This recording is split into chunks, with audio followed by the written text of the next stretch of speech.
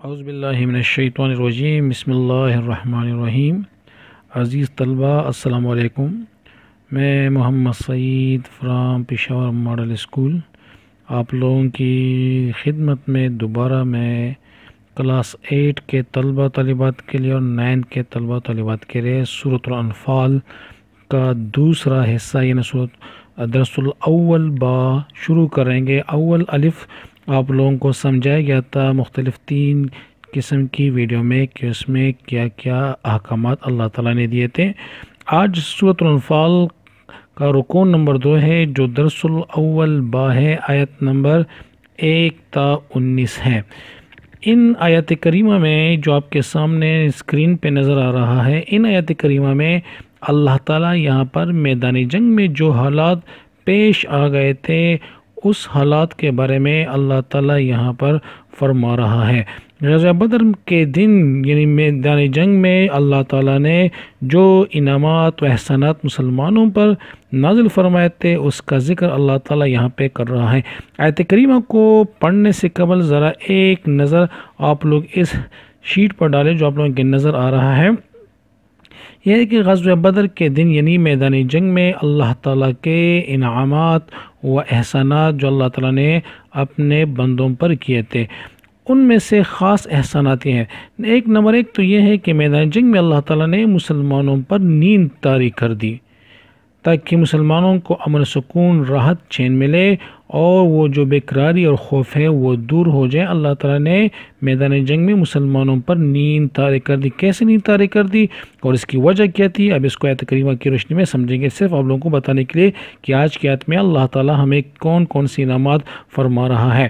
پھر دوسرا انعام اللہ تعالیٰ نے فرمایا کہ بارش برسائی اللہ تعالیٰ نے، جس سے وہ بارش جو بڑی ضرورت تھی اس وقت مسلمانوں کے لیے، کیونکہ مسلمانوں کو پانی کی اشد ضرورت تھی، مسلمانوں کو بارش سے پانی وافر مقدار میں مل گیا تھا، اور چونکہ اس بارش سے مسلمانوں کے لیے وہ جو ریتیلی زمین تھی میدان جنگ میں وہ ریت بارش کی وجہ سے بیٹھ کر جم گئی، جس پر مسلمانوں کے لیے چلنا آسان ہو گیا تھا، اور وہ کافر لوگ جو ان کے لیے اچھی جگہ انہوں نے انتخاب کیا تھا زمین جس بارش کی وجہ سے پانی کی وجہ سے ان کے لیے کیچڑ بن گیا تھا، جن پر ان کے لیے چلنا مشکل ہو گیا تھا۔ تو یہ الگ الگ انعامات ہیں۔ پھر اس بارش کی وجہ سے اللہ سبحانہ تعالیٰ نے جو شیطان نے مسلمانوں کے دل میں وسوسے ڈال کے رکھے تھے اس اللہ تعالیٰ نے اس وسوسوں کو ختم کر دیا، مسلمانوں کے دلوں سے شیطانی وسوسوں کو دور کر دیا، مسلمانوں کے دلوں کو مضبوط کر دیا۔ اور پھر اللہ تعالیٰ نے آپ لوگوں نے پہلے درس میں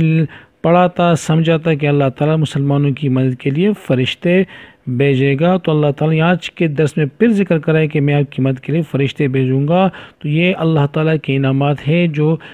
ابھی ہم آیت میں پڑھیں گے۔ اب ذرا آیت کریمہ کی طرف آتے ہیں، آپ لوگ ذرا دیکھیں، اسکرین کے اوپر آپ کے سامنے نظر آ رہا ہے، ہر لفظ کو دیکھیں تاکہ آپ لوگوں کو سمجھنے میں آسانی ہو۔ اذ جب، یغشیکم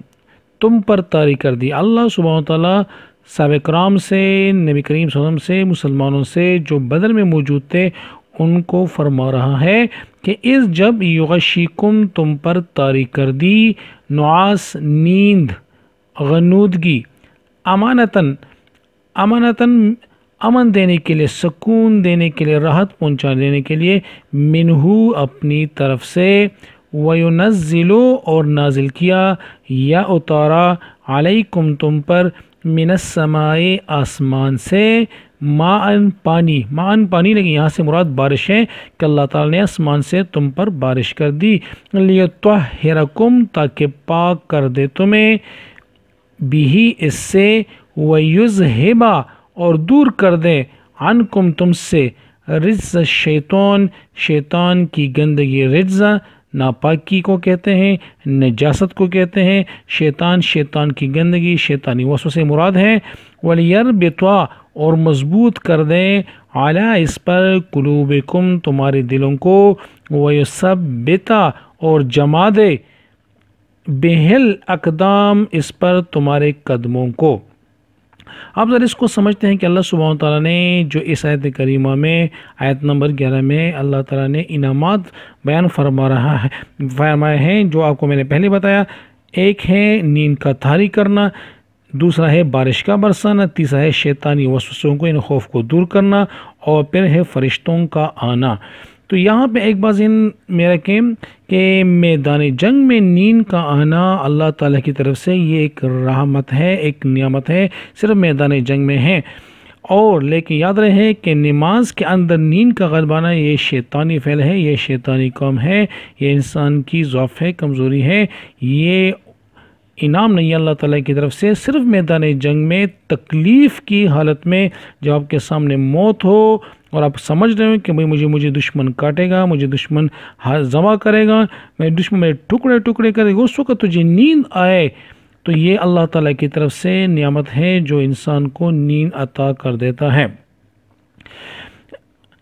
نعاس نیند غنودگی کو کہتے ہیں۔ امانتاً یعنی انسان جب نیند لیتا ہے راحت اس کو ملتی ہے، سکون ملتا ہے، کیونکہ بدن اس کے بعد فریش ہوتا ہے، تر و تازہ ہوتا ہے۔ مسلمانوں پہ جو اللہ تعالیٰ نے میدان جنگ میں نیند طاری کر دی، تو رات کے وقت جب ان کو سو گئے تو حضرت علی رضی اللہ تعالیٰ عنہ فرماتے ہیں کہ ہمارے بدریوں میں ایسا کوئی بھی نہیں تھا جو اس رات سویا نہیں، سوائے نبی کریم صلی اللہ علیہ وآلہ وسلم کے، جو صبح تک تہجد کی نماز پڑھتے رہے اور اللہ تعالیٰ سے دعائیں کرتے رہے۔ تو یہاں پر مسلمانوں کے لیے نیند کا آنا سب سے بہت بڑا انعام تھا اللہ تعالیٰ کی طرف سے، تاکہ میدان جنگ میں وہ سکون ان کو ملے۔ پھر چونکہ مسلمان یہاں پہ اب تھوڑا سا ہم نے آگے جو میں نے آپ کو پچھلی ویڈیو میں ایک میپ دکھایا تھا، اس میپ کی طرف تھوڑا سا واپس آتے ہیں تاکہ آپ لوگوں کو ذہن میں پیر سے بیٹھ جائیں۔ میں نے بتایا تھا کہ یہ دیکھیے یہ نقشہ جنگ بدر کا ہے، آپ کو میں نے پہلے بتایا تھا۔ دیکھیے یہاں پہ یہ اسلامی لشکرگاہ ہے اور یہ لشکر قریش ہیں۔ چونکہ مکہ والے قریش مکہ جو تھے وہ یہاں سے آئے تھے، یہاں پر انہوں نے پڑاؤ ڈال لیا تھا۔ تو یہ ایسی حصہ ہے زمین کا میدان بدر میں جو زمین پختہ زمین ہے، مٹی ہے، اور یہاں پہ قریبی پانی بھی ہے۔ تو یہ کفار نے سب سے پہلے یہاں پہ پہنچ کر اس جگہ پہ پڑاؤ ڈال لیا، اس پہ قبضہ کر لیا۔ مسلمان جب آگئے تو ان کو ذرا ایسے میدان جنگ میں ایسا حصہ ملا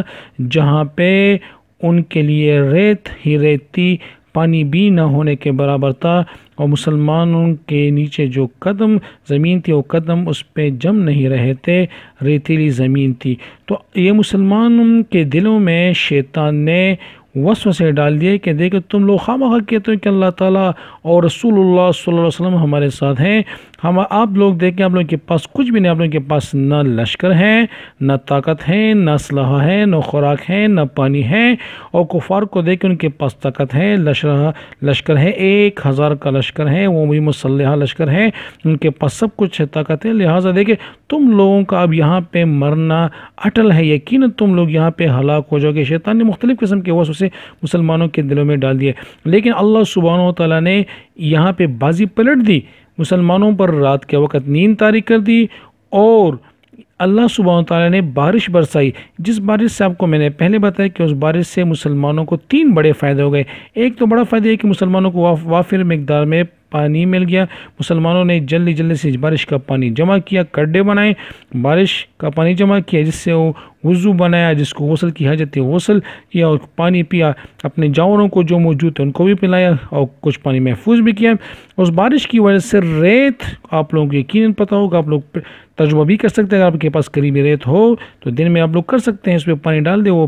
پانی پڑنے سے ریت بیٹھ جاتی ہے، جم جاتی ہے، جس پہ چلنا آسان ہو جاتا ہے۔ اور چونکہ کافر لوگ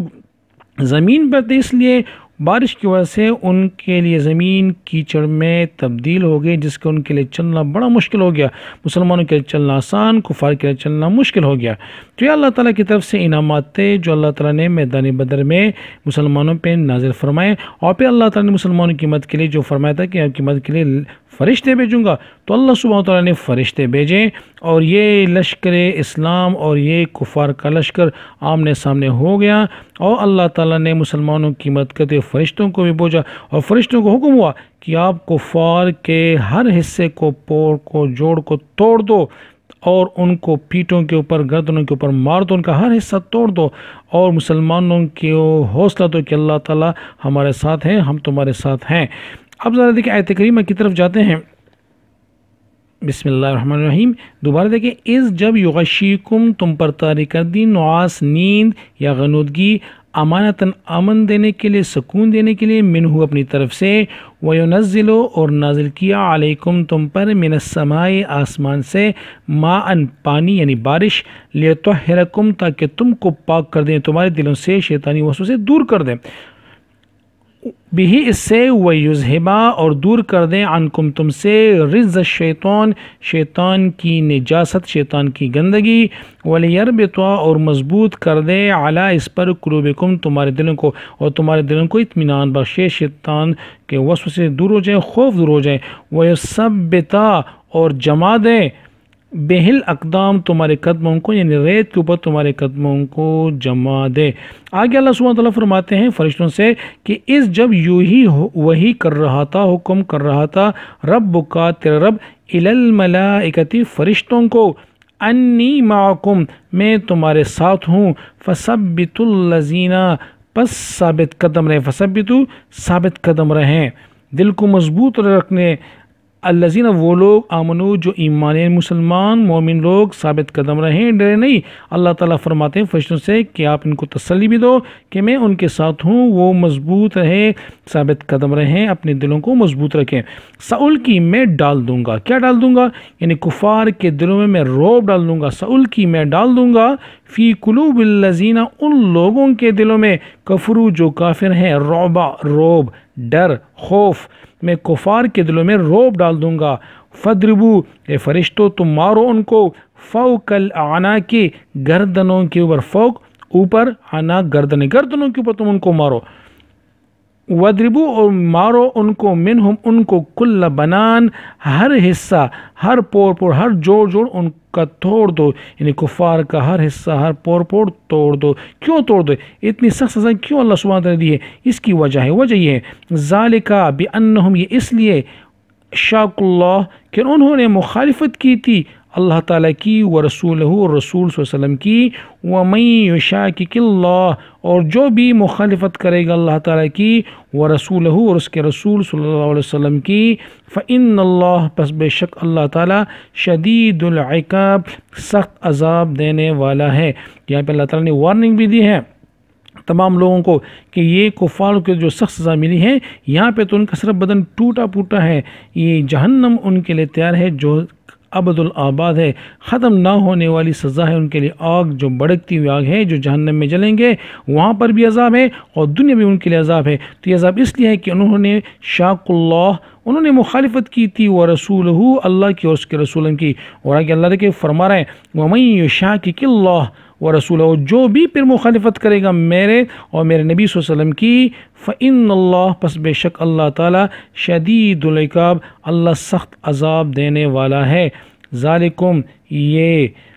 فذوقوہ پس چکو، اس کا مزہ چکو، یعنی اس عذاب کا مزہ چکو، وَأَنَّ ہے للکافرین کافروں کے لیے، عذاب النار آگ کا عذاب، اور اللہ تعالیٰ نے کفار کے لیے آگ کا عذاب تیار کر کے رکھا ہے۔ وآخر دعوانا الحمدللہ رب العالمین۔ آج کے لیے اتنا کافی ہے، انشاءاللہ نیکسٹ کلاس میں آگے آیت کریمہ پڑھیں گے جس میں اللہ تعالیٰ مسلمانوں کو حکم دے رہا ہے کہ آپ لوگوں نے میدان جنگ میں کیا کرنا ہے، جہاد سے بھاگنا نہیں ہے۔ آخر دعوانا الحمدللہ رب العالمین۔ السلام علیکم ورحمۃ اللہ۔